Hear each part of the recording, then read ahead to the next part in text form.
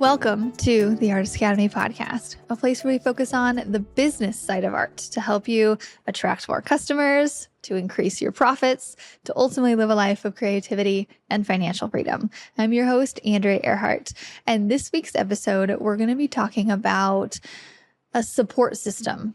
If you have one, if you don't, my experience with my own support system and how it has helped or hindered me, and a lot of the support systems that I see my students having. And so a lot of different perspectives here. But before I get into that, I just want to say, do you remember last week when I recorded an episode about how I had 0 projects on the calendar? And I was like, this is kind of weird, but it's okay. I'm going to go in this other direction. So I started painting canvases and I was so into it. Like, this is so much fun. I was looking forward to going to my studio every day. And it was just, I was in a zone of creativity.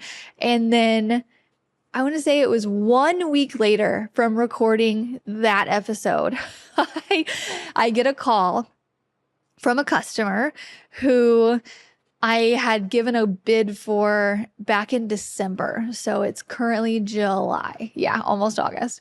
And I had completely written this customer off, right? I had given a bid. It was a pretty high bid. It was like $30K plus. And is for an exterior building with logos, and they never responded. They never responded to my bid. I was like, oh, okay, well, they went somewhere else. I was like really excited about it. I did a little bit of research to put my bid together. I didn't even put it really in like a formal thing. I just wrote it down like, hey, here's some of the costs. If you want me to write this out in a contract, I can do that, but I just want to make sure you're serious first, blah, blah, blah. No response. Okay. That has happened to me a few times this year. I can think of 2 right off the bat, not to mention applying for really big art calls that I was like, oh yeah, this one's going to be it. We'll see. And then crickets. So this is not uncommon. I've gotten to the point in the last year, especially giving so many really big bids and when I say a big bid, I'm thinking something like 20 grand. Plus. So I've given a couple 20 grand, 30 grand here and there. And then people just ghost. And I was like, okay, well, it's not meant to be. And then I was kind of second guessing myself. Maybe it was way too high, like all the things that you do. But I never followed up with them. I was like, well, if they're interested, they're going to follow up with me and we'll do it. I like the follow-up method. If you have time and if you want clarity, and you're not super busy. So I'm busy with all these other things. I remember we were actually at our Mural meetup in Florida when I got this request to come in, and I sent the bid out real quick, and then I was, doing meetup things and kind of forgot about it afterwards. But so I didn't follow up with them. I'm not saying that that is the right way to go about it. If you want answers and you want to bug people, by all means, do that until somebody says, we're not going to hire you. This is why. Go for it. Because if I would have replied, they probably would have said something like, hey, we don't have the funding for this, whatever. Fast forward back into this basically like last week, a week after I recorded the podcast, I have nothing going on. 8 months later, this customer emails me and says, hey, is your bid still the same? We need this done ASAP. We finally got the funding. I didn't know that they were trying to get funding. I had no idea. I thought, whatever. So many things going on in my head. And I emailed back just to make sure they were serious. Like, hey, yes, call me to discuss specifics. And I could get out there as early as next week. And my bid is still the same. And so they called, confirmed. I ordered a lift. I ordered supplies that I needed. Going to pick up paint tomorrow. And tomorrow I leave to go do a $30,000 job that we're going to get done. I'm going to get done with a helper in like a week or more. And it just goes to show you how up and down and just kind of crazy this mural life is, or just art world in general. It could be completely dead 1 week And then the next week you're booked out for weeks and you're making a lot. And I'm super excited about this. I'm like, let's go. I'm a little sad that I'm going to be leaving behind a slightly unfinished painting in my studio. I'm going to be thinking about it the whole time and thinking about which painting I'm going to do next. And as soon as I'm done with this job, I'm going to go right back to my canvas painting. But I just wanted to share that. I just thought it was funny. But I know how easy it can be to question yourself whenever you don't have things going on, right? It's really easy for me to come on here or tell my family or tell my friends or whatever, yeah, I have a 30K job or I have a really big job that I'm about to go do. And then you show the results and it's really cool and impressive and all the things. It's really easy for somebody to pay attention to you and support you and comment nice things on Facebook and say, oh yeah, she's doing really good and all of that after you've done the things, right? But for beginner artists especially, or artists in the middle of their career or later on, or even like I was last week where not a whole lot of things going on, but especially for the artists who are in the beginning of the career where you don't have that support of your family possibly yet. I want to talk about that. If you have support from your family, if you do have it, consider yourself very lucky because it's really great to have a support system, and whether they're supporting you financially, supporting you with words, being positive, saying, oh yes, you can do whatever you want. This is going to be great. Supporting you by helping you come out and paint. If you have any kind of support like that, that is just gold and it can help you so much. My parents were not unsupportive, but they weren't overly supportive either. They were kind of just middle ground. They kind of stayed quiet. And that's what my mom does whenever I make a move that she's not super sure about. She'll say, oh, okay, good. And then she'll start talking about something else. And I know she's holding back some, she just doesn't know anything about this, right? She doesn't know anything about me going off and getting an art degree or learning painting, spending all this time training for something and acquiring this skill to hopefully be paid for it later.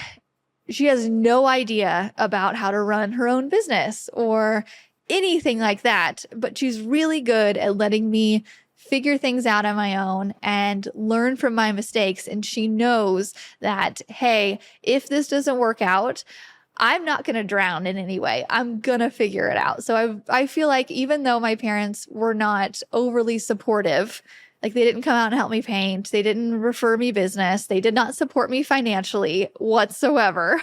They were like, good luck. Okay. I'll see you next weekend when you come down and we can talk about not this. But I remember when I first started to get jobs, I would tell them, hey, I got this. They're like, oh, good. Or, hey, I got this one. Oh, good. I remember when I got a big one, they were like, oh, okay, great. That's awesome. And I remember family members even throwing around the word, oh, you got lucky to me. And I was like, I took it to heart for a long time. I'm like, I did not, even though like a little bit of it was. But as we know of luck as, what is it? Preparation meets opportunity and skill, something like that. Like I was preparing for this luck moment, right? But they don't really see that. And so they're just showing things from their lens. But I don't think I'm somebody who really needed a lot of people to believe in me early on. And I'm still not. Granted, nowadays I've kind of proven myself to myself and saying, oh, I made this really hard being an artist full-time career thing happen. Oh, I started this artist academy with a podcast. That was a feat. Now, if I want to do something like start a coloring book line or sell canvases of my own creation, I have this like, okay, I've done hard things before. I can believe in myself. I'm not going off and telling my family even still, or I'll like run it by my husband, like, oh, I have an idea for this. Nobody is surrounding me saying, yeah, you can do it. This is a really great idea. They're just listening to me And they're saying, okay, good, because they don't know anything about this, right? They don't know anything about selling canvases. And when I tell them, hey, I've struggled with selling canvases of my own creation before, I think I can figure it out this time. There's no like, yeah, let me help you. Or it's just, I just do it. And so I share that with you. If you're in a point where you're about to take the leap into full-time mural, or you're about to take the leap into full-time artistry of some kind, and you don't have the blind support of the people around you, I just want to point out that word is blind. I have seen friends support friends blindly and then talk to other people, be like, is this really a good idea? Like, are you sure? But to their face, they're like, yeah, you go. And it's like, I feel like when I'm talking to somebody and they question, hey, can you do this? I feel like I'm really glad that they're telling me in person. I'm like, yes, let's go over devil's advocate. Let's go over what could go wrong. Let's go and then let me either prove you wrong or let me find some resource to where somebody's doing this. Or, I don't necessarily think it's a really bad thing if people are questioning you. And I've had artists come to me and say, I told my mom this and she said she didn't know if that was a real thing. And so I'm like, that's valid. That's valid, because the percentage of artists who are very skilled in art and actually make this happen and make good money is pretty low. Just to be fair, I mean, when people have questioned me in the past, like sometimes my husband will question me because he knows me. Your family knows you to your core. If I say something like, okay, I had this thing early in the year where I would wake up at 5 a.m. and I would go running. Maybe it was like 5:30, something like that. And I would go running at 6 o'clock in the morning. I loved it. I was like, this is so great. I was up early in the morning. I got to be on the farm with the animals. And then I just fell off of it. And I could see the look in my mom and my husband's eyes when I was like, yeah, I'm doing it. This is so great. And they didn't tell me, I don't think this is going to last with you, but I could see it. But I was determined, and they're like, okay. So they wanted me to prove them wrong, basically. They were saying, without even having to say anything, I know you, and you really love sleep. And you sleep more than the average person. Like, I sleep way more than my husband. And he's like, let's see how long this goes for. But mind you, okay, I would be waking up at 5:30 in the morning if my toddler was not a complete night owl. We figured out that no matter what I do, I cannot get him into bed before, we can get into bed, but getting him to sleep before 11 p.m. at night makes for a really early 5:30 a.m. run. And so I'm like, okay, so I moved it back a little bit. I started running at 7 a.m. And then even then it was just tough some days because I was like, my toddlers say, anyway, they knew it wasn't going to stick, but they let me do it anyway, which I really appreciate. They weren't like, oh yeah, blindly supporting me. Like, you can do this. This is perfect. Oh yeah. They were just like, okay, yeah, you do your thing. So if your family or whoever's closest to you is not supporting you, maybe it's because they know you really well and they've seen your habits and they've seen you fall off of whatever diet and they've seen you go to exercise and then it just falls off. They've seen you not finish your degree, or they've seen you commit to things in the past that you failed. So it's like they just know you better sometimes than you know yourself. And we can always change ourselves. But I think it's a proof of concept that needs to be done before you have people completely supporting you. So it doesn't bother me that people aren't behind me saying, yes, you can do this. I don't need them to say that. I just, I think it's just proving it to yourself. Also, the reason I'm doing it, the reason I would wake up to go run, or the reason that I paint, or the reason that I coach online or do podcasts, the reason that I do it, the reason that I show up to a wall to paint a mural, or the reason I show up to a canvas painting with a brush is not so that other people can tell me I'm so great, or that other people can say, this is so amazing, or good job. I don't do it to get the good job, or I don't do it to get the support of other people. I'm doing it for my own reasons. I'm doing it because I either want to make money, or I want to feel better, or I need to get my creativeness out of me and onto canvas and do something with it. I'm doing it for enjoyment, or to generate wealth, or something that's really selfish. Generally, I'm doing it for me. I do this podcast because I really like to tell people what to do. I really like to give back, and like I give the advice that I wish that I had, but this is just me being me. I remember I was in a text group with some of my girlfriends, like, oh gosh, this was like 8 years ago or something. We're not in the text group anymore. It just kind of fell out. But like 8 years ago, and my friends were like, they named the text group like Life Advice with Andrea, because I just kept giving them like, oh no, you're lonely, or you're seeking a partner because this is our biological whatever doing this. Like, and they're like, oh, okay, that makes sense. And I would just give them like random life advice. And some people would be like, okay, enough. But then some people would just completely soak it up. And I just loved doing it. And so obviously podcasting is kind of like an extension of my personality in that way. I like to share a lot of things. If I find anything that I like on Amazon, whether it be a bra or makeup, I'm always telling people about it. I'm like, have you heard this? Like, I like to be the one knowing, the one giving information. And I really, really like when people change my life with some kind of tip as well. So I welcome it as a lot too, but I like to give it. So the reason that you're an artist is not for validation from somebody else. The reason that you paint is not because you want to show off. It's because you like to do it. You'd rather do that than do some cashier job. You'd rather do this than most other things. This is something that you want to do. So seeking or needing validation from somewhere else is not needed. So on the other hand of that, what if your family members or friends are putting you down for it, right? What if they're saying something like they're really not supportive, meaning they're telling you some bad stuff like, hey, this isn't a real job, right? Because they don't know better.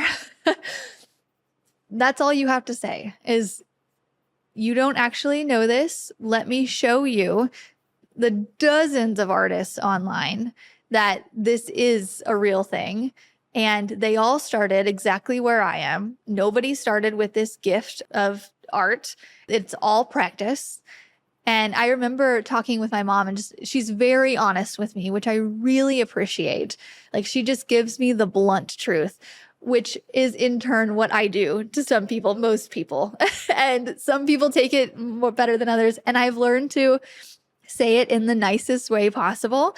She does not say it the nicest way possible to me. She's very much like, no, this is how it is. And so she told me one time, she's like, yeah, whenever you first started doing art, I was skeptical because your art was good, more like okay. It wasn't amazing. And so, but she didn't realize that, hey, the more I practiced, the better I could get.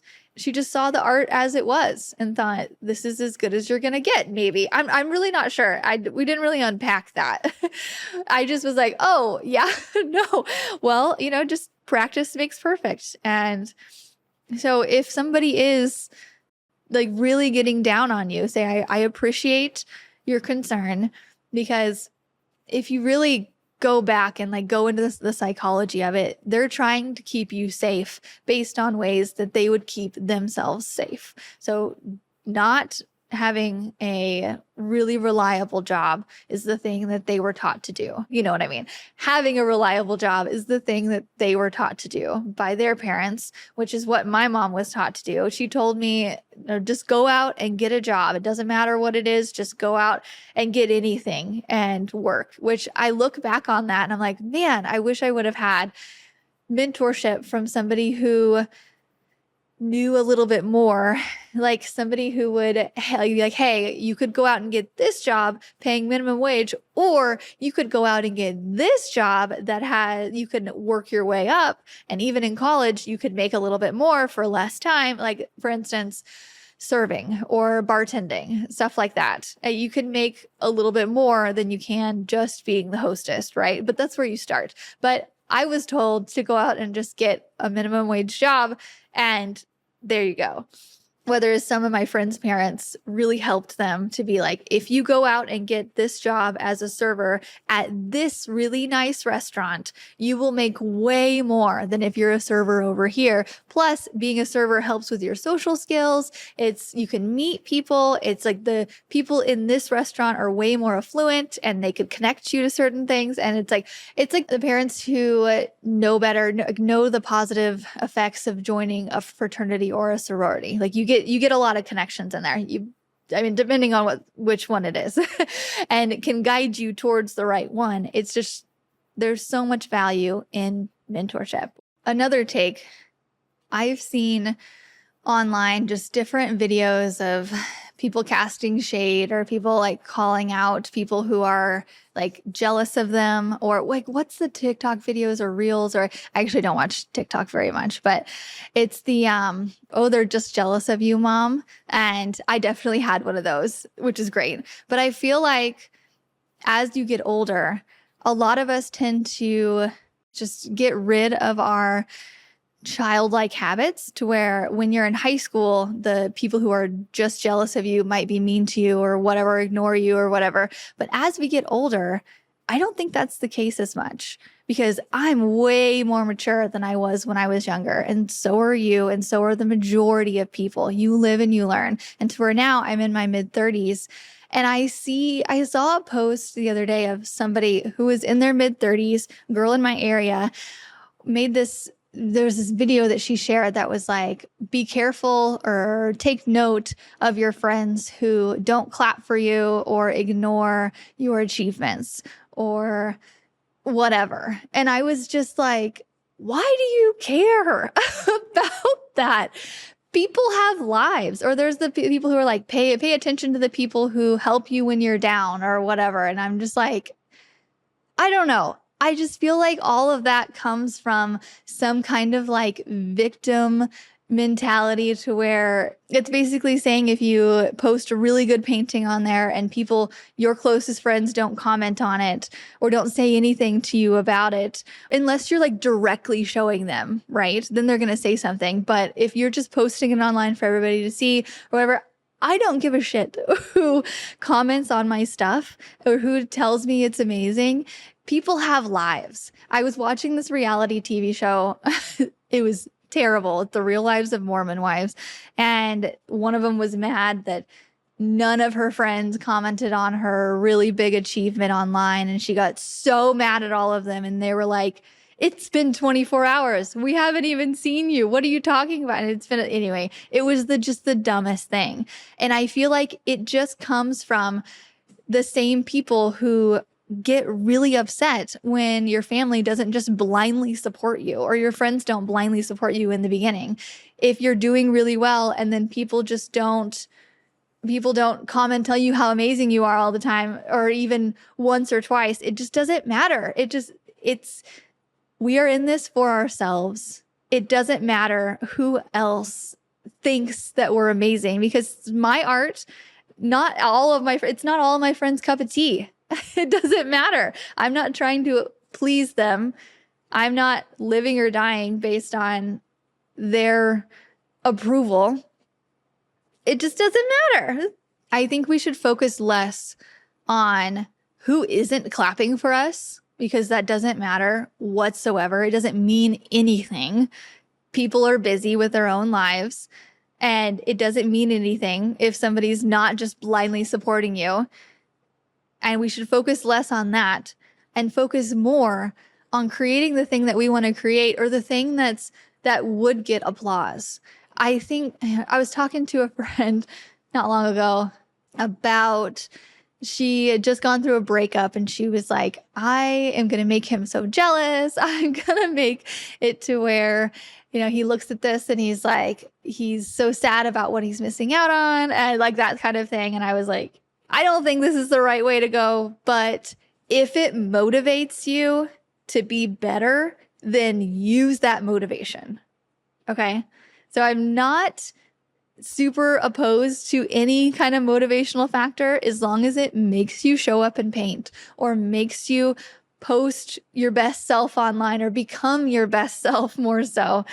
Because I don't even tell people happy birthday unless they're like my close friends. And even then, my friends kind of joke about it. They're like, it'll be like a day later and I'll see all the happy birthdays. And I'm like, oh, I'll text my friend. I'm like, oh, happy birthday. And she's like, only a day late this year. Good job, or something. I just don't think it matters. I don't care at all. Am I a bad friend because I don't tell people happy birthday, or acquaintances happy birthday? I like to think not. I just don't care. I also do not care, and kind of don't want random people, or people who are just close to me, or anybody but like my husband and my super good friends and my family to tell me happy birthday. It really overwhelms me on Facebook when I get on there and everybody's like, happy birthday, happy birthday. I'm like, stop. It's so weird. I think differently, but because I think like that, I don't tell a lot of other people happy birthday. And I actually had a friend comment saying like, oh yeah, so-and-so knew it was my birthday because I saw they were on Facebook and they didn't tell me. And I'm like, you are worrying about the wrong things. It does not matter. So in this whole thing, what I want to get over is, stop worrying about who's not clapping for you or who's not commenting on your thing. That is not something that I think about whatsoever. And start worrying about how you can, quote, be your best self or whatever, like that kind of inspirational stuff. But create the things that are clappable or applause worthy, because those are the things that are going to sell. So bringing it back to business, the more you just focus on the things that you can create the best of whatever it is that you want to create, that's just going to make you happier in the long run, right? Because if you're putting your energy into making something one of a kind, making something amazing, or going out and getting the jobs, you're going to be so happy when that sells, when you get that job or whatever, that you're not going to care. You're not going to need somebody else to tell you that you did a good job. You're just going to be fulfilled by reaching your goal. So to rewind this, figure out what your goal is really, and ignore the rest. Figure out what your goal is, figure out how to get there, which we can do that for you in the Academy, by the way. We have step-by-step of literally everything, how to make a business plan, how to paint almost anything, and except portraits, I don't do that. Figure out what your goal is, how to get there, and then ignore the rest. It doesn't matter. I didn't have financial support. I didn't have an abundance of support in any area. I just did it for myself. And if people are being very negative towards you, stop bringing it up to them, because you don't need their support. Find somebody that you can talk to, like me or somebody in the Academy or other artists who are in it with you, who are doing the things, who know it's possible, but also realize that it's really hard to do. Talk with them about it. Sometimes I talk to my mom about business stuff and it's just like talking to a wall because she just doesn't understand. And I just, yeah, okay, whatever. It doesn't matter. But find people to bounce around ideas with, because that is important, right? Having people that are in similar journeys as you, finding people who have done the thing that you want to do and learning from them, and go for it. You don't need your mom and dad's permission to, well, I don't know, watch a YouTube video or spend money on a course or buy somebody's book or like join a group of artists in your local area where you meet once a month and bounce ideas off of each other. You don't need anybody's permission to do that, and don't let it hold you back, because so many times people come in and they're like, well, I didn't do it because my mom said that I could. I'm like, is your mom an artist? No, like I am. Let me show you how to do this. So that's it. That's all I have for this week. I hope you enjoyed it. I hope that it hits home for somebody who needed to hear it. And if you agree with me, don't agree with me on something, if you want to reach out and start a discussion, I would be totally open to it. Or if you want to share with me some of the downsides that your dad or whoever, brother, or whatever, have been telling you, I'd be open to chatting about it. And if you want to start a conversation about it in our Artist Academy Facebook group, I'm sure a lot of people would love to talk about it. So that's it. That's all I have for you today. Thanks for listening, and I will see you next week.